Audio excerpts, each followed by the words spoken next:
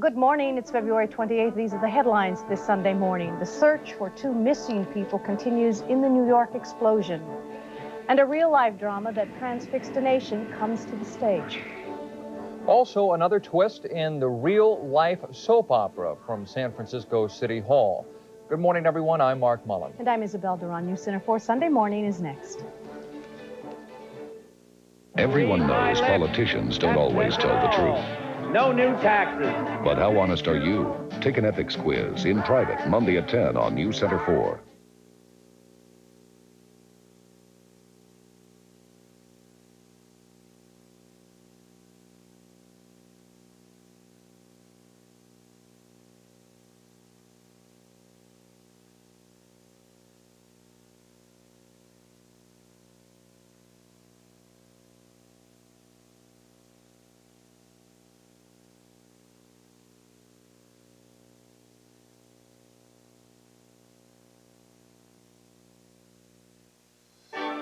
Twenty-four-hour news continues from Newscenter 4, Sunday morning. Good morning, everyone. It is nice to have you along on this Sunday morning. And I have to tell you, yesterday was one of the most beautiful days we have seen in a long time, all the way from start to finish. Another beautiful morning in the making. The fact that we have not seen a lot of sunshine in the past couple of months only makes this weekend a little bit nicer. The good news is, have another one. Forecasters calling for another great-looking day. We'll put some detail in your forecast coming up. First, let's get to our top story. In the news, the search for clues begins and the impact widens from Friday's explosion at the World Trade Center in New York. Here's the latest. Searchers will come through rubble today. They're combing that rubble using thermal imaging cameras to look for two missing Port Authority employees. The Twin Towers will stay closed at least through tomorrow while crews assess damage. That will cost one bank at least $20 million each day that its doors are shut. The closure also means the center's 55,000 employees have no current home. And also, authorities this weekend gave the first official verification of what likely caused the blast. Our best guess is there's a high probability it is a bombing. It may be terrorist-related. Still, no one could say much more. Looks like a bomb. It smells like a bomb. It's probably a bomb. And they've said that to you. However, it will be days before authorities can answer the basic question of who or why someone would want to set off a bomb. Today's New York Times says that officials are even considering the possibility it was a disgruntled employee. 5 people were killed in Friday's blast, including a pregnant woman, and more than 1,000 people were hurt, all but 15 suffering from smoke inhalation or exhaustion. Rescuing some of the injured turned many people into quiet heroes. Reporter Julian Phillips talked with one person. There are probably thousands of stories to tell of the terrifying experience of the injured and those who made it out unscathed. Donna Anderson's was perhaps one of the most compelling. I knew that she was in grave danger. I knew if we didn't get her out of there, she would die. She was with her buddy, 28-year-old Geraldine Hearn, on the 43rd floor eating lunch. Hearn was 6 months pregnant with a high-risk pregnancy. Trapped in the smoke and forced into premature labor, she had to be carried 30 floors to safety by firefighters. A C-section produced a 1-pound, 8-ounce baby girl at St. Vincent's Hospital. This is the worst experience I've ever had. I think it's the worst experience Sherilyn will ever have. It was awful. Julian Phillips for NBC News. A lady named Marilyn White, who lives in Sacramento, was one of the thousands of people in the Trade Center when the explosion hit. She flew home this weekend to tears and hugs. She is the one in the black. White was in New York on business. She was at a luncheon at a Trade Center restaurant on the 107th floor when she heard the boom. I really thought it was an earthquake. I wasn't sure what it was. And the speaker even made some kind of off-the-cuff remark, and we all laughed, and we thought it was funny. And then he made some reference to bullets flying, and then we laughed again, and then we felt another rumble, and then we knew that it was more serious than what it was, because shortly after that, the manager of the restaurant came in and asked us to evacuate the building. And evacuate she did, walking down a stairwell, 107 flights to street level. Well, the New York Times says that so far there is no sign of plastic explosives in the blast, the kind favored by terrorists. If the World Trade Center explosion is determined to be a terrorist act, John Holloman reports that it would mark the first such bombing on United States soil in decades.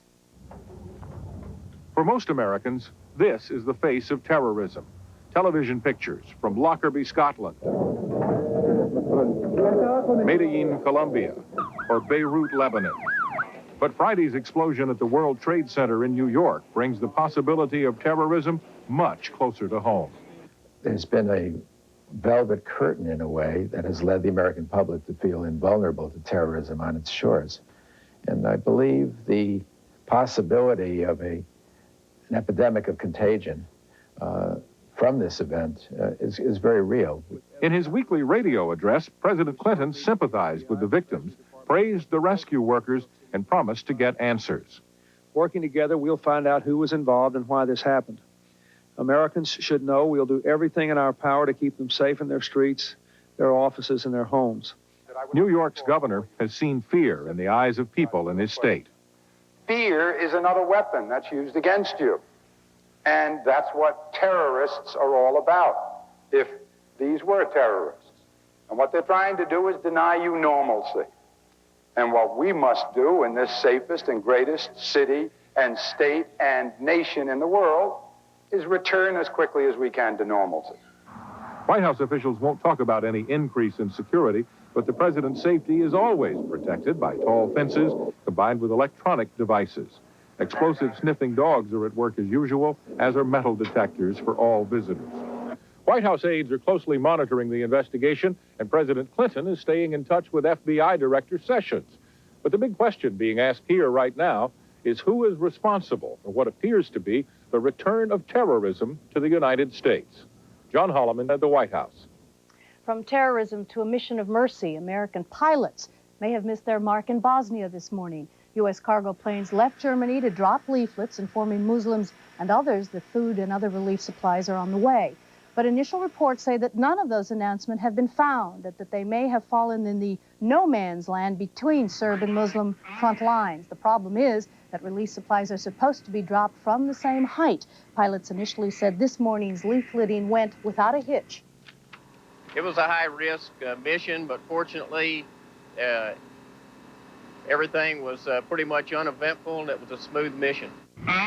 Well, no word yet on whether this morning's potential snafu will in fact hamper the relief efforts.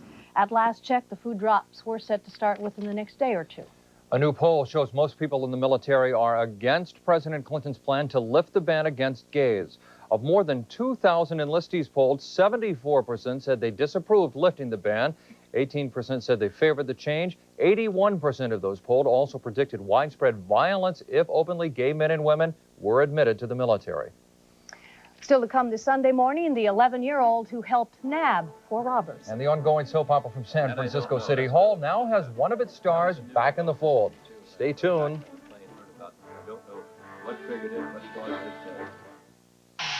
This is the Oldsmobile Cutlass Supreme Special Edition.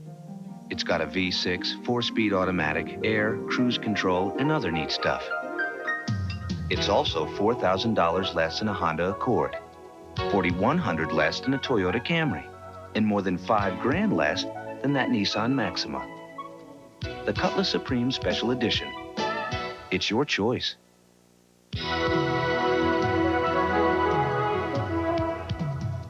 Wash, rinse, spin, dry, save at Sears Brand Central Laundry Days. We've got loads of savings on leading brand washers and dryers, including America's favorite brand, Kenmore. Like this large capacity 2-cycle Kenmore washer for $249. Matching dryer, $199. You save $70 on the pair, and you'll get the lowest monthly payments of any national department store. So before you wash, rinse, spin, dry, save at Sears Brand Central. But hurry, Sears Brand Central Laundry Days end Saturday. With PMS, even little things set me off. I get bad headaches, and I feel bloated. But Preemson helps a lot. Preemson it's my weapon against PMS. Preemson PMS for the period before your period. Arthritis, tendonitis, back pain. Cool it, heat it with Icy Hot. Icy to dull the pain, hot to relax it away. Fast-acting Icy Hot, icy and hot therapy for pain.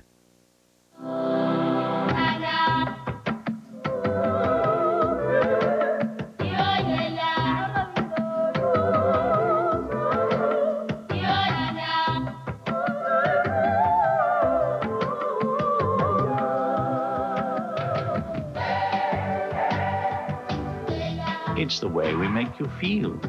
that makes people fly British Airways, the world's favorite airline. We're back on Newscenter for Sunday morning at 8 minutes past the hour. It's time now for a check on the traffic. Let's check in with Jane Samuels, who's keeping an eye on it for us. Good morning, Jane. Good morning to you. If you're headed skiing, 50 and 80 are open and clear right now, but look for extra heavy traffic through Berkeley and Richmond. The races are on at Golden Gate Fields, and also on the peninsula, we have some closures on 35, and among them Bear Creek Road because of a rock slide, and also snow on Page Mill Road where it meets the highway. Let's go to the Golden Gate Bridge. We have clear weather conditions, no traffic problems, and at the Bay Bridge, traffic looks good, but expected to get heavier later on today because of the races and, of course, the skiers headed for the Sierra. Finally, if you're taking BART, there are no trains today between the Bay Fair and Hayward stations. That's because of track work. BART will have buses available to carry you back and forth. Back to you. Jane, did you get a count of the cars out there on the bridge? We saw, what, 2 or 3? How many, Jane? I tried, but it was making me dizzy. Jane Samuels, thanks She's very much. going to check for us and get right back. That's right. Get her on that, Jane. In Arizona right now, thousands more people could be evacuated because of heavy rain. More fell overnight. 1,000 people already have been chased from their homes by the flooding, and as the situation worsens, that number could climb to 5,000. Also right now, 75% of Arizona's winter crops, things like lettuce and broccoli, are now being threatened. What a contrast to compare that to our weather today, which should be absolutely lovely. Here's an outside view of the Golden Gate Bridge and its towers. A little bit of overcast skies, but it probably will not stick around. Sunny and beautiful is your forecast. 57 to 65 your high temperatures. Tonight, overnight lows in the 40s under mostly fair skies with a bit of patchy fog here and there. And tomorrow, partly cloudy skies. Look for highs between 58 and 65 degrees. Next real chance of rain is on Wednesday, but it will be nice at least to have another absolutely gorgeous day after some of this rainy weather that we've had. And the beginning of next week looks not too bad as well. That snow up in Santa Cruz Mountains was starting to melt. In Hayward, police have arrested 4 robbery suspects after a call for help from an 11-year-old boy. That 911 call came in last night. Police say the suspects fired at least 2 shots while holding the boy's family at gunpoint. When police showed up, they saw 4 armed men running from the home. All 4 were arrested a short time later. The victims weren't hurt, just plenty shaken up. Timothy Bindner, the man known for visiting the families and grave sites of Bay Area missing children, has turned up again. Investigators say that he's been visiting Karen Hughes in jail. She's the woman suspected of kidnapping baby Carrie. We get more on the story from Newscenter 4's Manuel Gallegos. Timothy Bindner's name first came up in connection with the disappearance of Amanda Nikki Campbell, a little girl who disappeared near her Fairfield home in December of '91. While Bindner remains a suspect, he has not been formally charged with anything. Police still do keep track of him, though, and they now say he has visited Karen Hughes at least 8 times. She's the woman charged with kidnapping baby Carrie from a Berkeley hospital, and that Hughes reportedly became upset when Bindner showed up at the jail with her son. Hughes was not available for comment in jail, but Tim Bindner did talk to me by phone. He would neither confirm nor deny that he had visited Hughes in jail, but he did say that Karen Hughes belongs in a treatment program, not jail. He also told me, quote, that they, meaning the police, want a serial child killer so bad they can taste it. But they have a complex problem here, and it is not me. Manuel Gallegos, Newscenter 4. Welcome back. San Francisco Mayor Frank Jordan is now back in town after a 2-week trade mission in Asia. The mayor held a news conference on his arrival yesterday and faced a barrage of questions, as you can imagine. But as Newscenter 4's Carl Sonkin reports, trade was not the topic of conversation. This has been a very intense 14-day trip. He valiantly tried to talk about his accomplishments in Asia, but reporters greeting him at the airport only wanted to talk about the sexual harassment charges flying around Police Chief Tony Rivera. I support him, and I have supported him, and I see no reason not to support him unless some type of information comes up to the contrary in the near future. That near future could be tomorrow when the police commission hears Officer Joan Welch's charges of sexual harassment against the chief. She filed those charges shortly after her boyfriend, San Francisco Supervisor Bill Maher, had a screaming match with Chief Rivera. 2 weeks after the incident, Maher apologized. He said that he felt really bad about what happened. Well, I believe he damn well should feel very bad about what happened, because it is, to me, a third-rate soap opera that San Francisco doesn't deserve. Jordan won't say if he plans to remove Maher from the board. The mayor seemed upset with the third-rate soap opera going on at City Hall and police headquarters, but one of his closest advisors may be involved in a first-rate soap opera here at the San Francisco Examiner. Campaign wizard Clint Riley, who helped elect Jordan and worked in his office, reportedly got into a tussle with Examiner editor Phil Brownstein during a heated discussion about the Examiner's coverage of City Hall. Nobody's talking. Riley was taken from the offices in an ambulance, suffering ankle injuries. Who threw the first punch, Phil or Clint? That I don't know. That's another one that was a new development for me, too, when I was coming back on the plane, heard about it, and I don't know what triggered it, what caused it. Jordan denies he sent Riley to the Examiner. Riley, who's working on a Giant Stadium election now, was not at his downtown offices. I'm Carl Somkin, Newscenter 4. Meantime, the Examiner has issued a statement to try and clarify this championship wrestling bout, saying Bronstein and Riley did get into a heated exchange on Friday, grabbing at each other. Riley's ankle was broken. Publisher Will Hurst calls the whole incident, quote, unfortunate, calling Riley a friend and Bronstein a trusted colleague. Stay tuned for the next chapter. Still to come, the 50-cent investment that turned up millions. Plus a last-minute jump shot that put the Bears on top. Vernon Glenn with the story when Newscenter 4 Sunday Morning continues.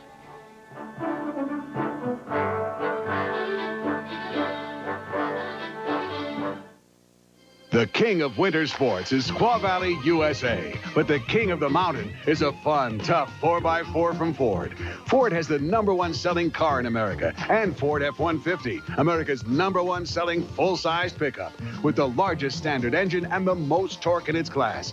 Plus, you get over $1,400 in option savings on F-150. Ford, #1 in cars, #1 in trucks. See your Ford dealer, Ski Squaw Valley, and prepare to be impressed. You'll love the spectacular savings at Circuit City's end-of-month sale. Save on speakers. Save $100 on this Bose 3-piece loudspeaker system, now $649. Save on appliances like this Frigidaire 18-cubic-foot refrigerator, now $399. And save on Magnavox Video, like your choice of this 25-inch TV or this 4-head hi-fi VCR, now $299 each. Don't miss Circuit City's end-of-month sale. Welcome to Circuit City, where service is state-of-the-art. This is CLR. Clear, an amazing product that instantly dissolves calcium and lime stains that you can't scrub away. If your shower head is shooting everywhere but down, dip it in CLR and look at the difference. No amount of scrubbing was able to remove the stains from this coffee decanter, but a little CLR and water gets it crystal clean instantly. Watch how Clear wipes away hard water film from tile. Makes shower doors shine crystal clear. CLR instantly removes unsightly rust stains from your bathtub, sink, and toilet bowl. And nothing cleans your coffee maker, tea kettle, or pots and pans faster or better. Get CLR. It will work for you or your money back. CLR is available at Walgreens, Thrifty, Ace, Payless Drug, True Value, and Kmart.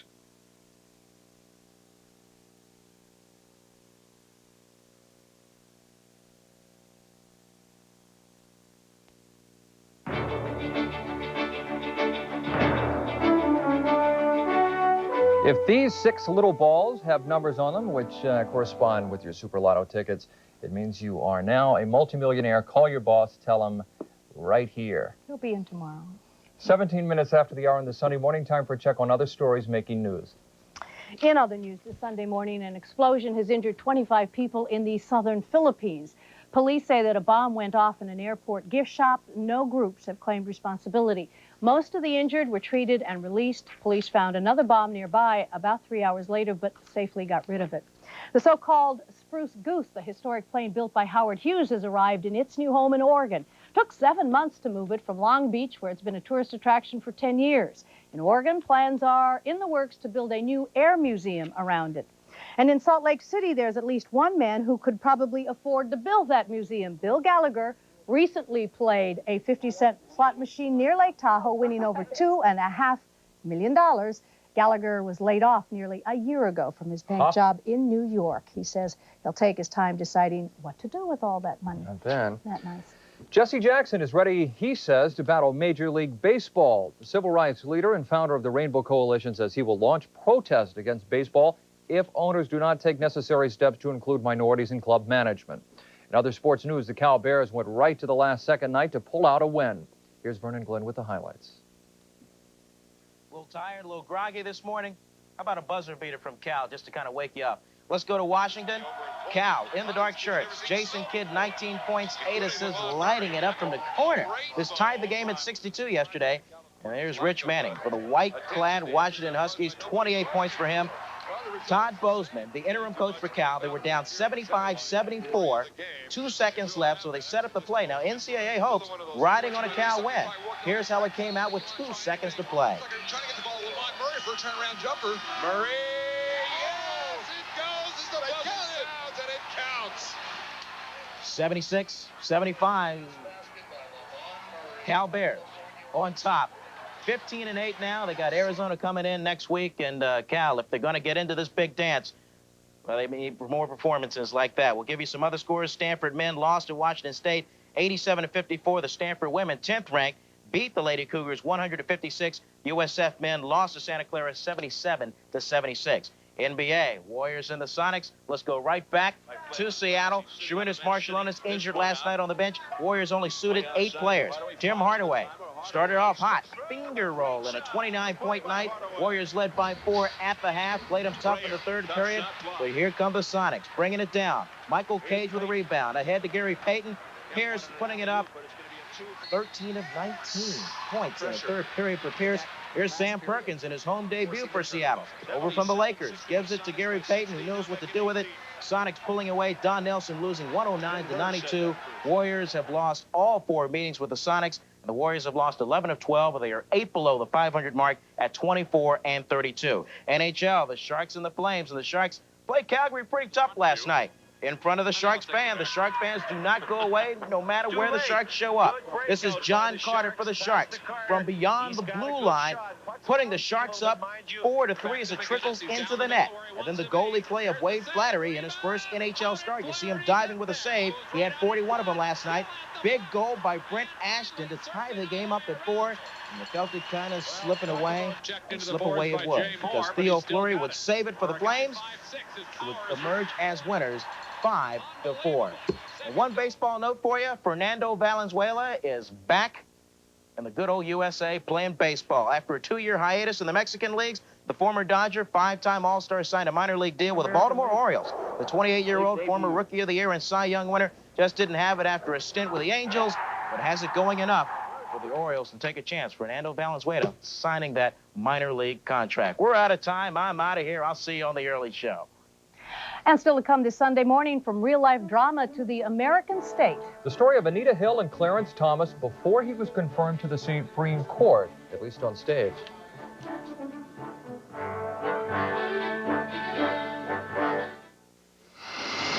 You're listening to a costly transmission problem. Now, here's what a $40 problem sounds like. Sound the same, don't they? And not just to you and me, to trained mechanics, too. That's one reason AMCO checks out your transmission 9 ways to Sunday. Fact is, half of the cars serviced by AMCO dealers don't need a new transmission.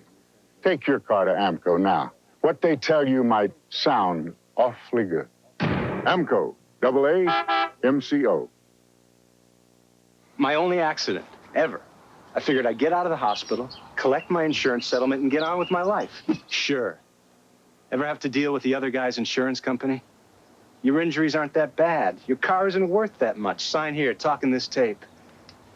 I should have called Jacoby and Myers first. Their personal injury lawyers deal with insurance companies every day. Now I know better. If you're injured, you can go through the hassle or get a law firm like Jacoby and Myers. I was going through some brokerage confirmations, and bang, it hit me. This has got to stop. These trades were my idea. I made the decisions, and yet I still paid all this commission. Active investors can come to Fidelity Investments, America's largest mutual fund company, for discount brokerage and save up to 76% on stock commissions.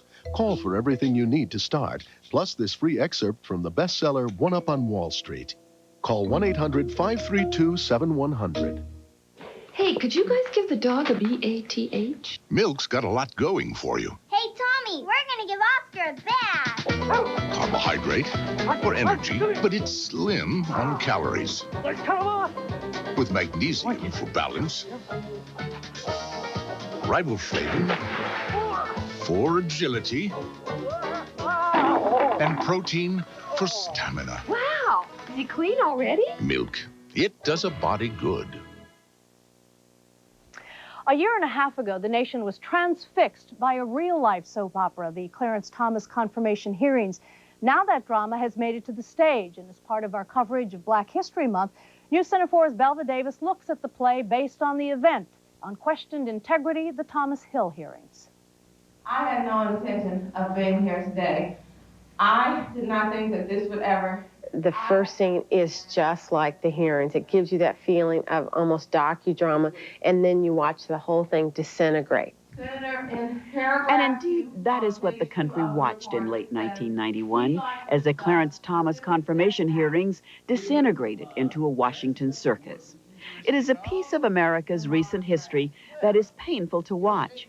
But Mame Hunt, the woman who wrote the play, says it's not too soon to take another look at it.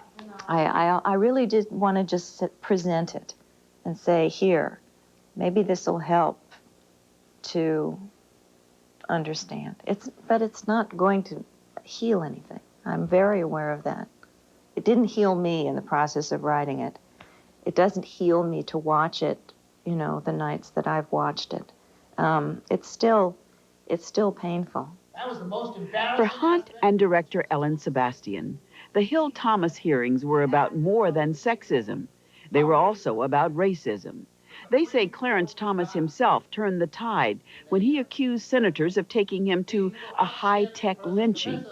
We have not, as a nation, really dealt face-on with the racism, and that this country was built on that kind of racism. And then the Senate is being asked, you've got a choice. You're either going to come off as racist or sexist. Which do you choose? And since we're still separating those two issues, you know, of course the Senate's going to say, well, we've got to let Anita Hill go. We've got to sacrifice her.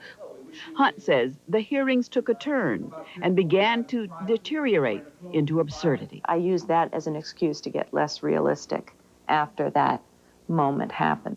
It's not my fault the facts changed. The script for the play comes directly from the transcripts of the hearings. The words were not changed, but actors Margot Hall and artist Fontaine were given artistic license to freely interpret them.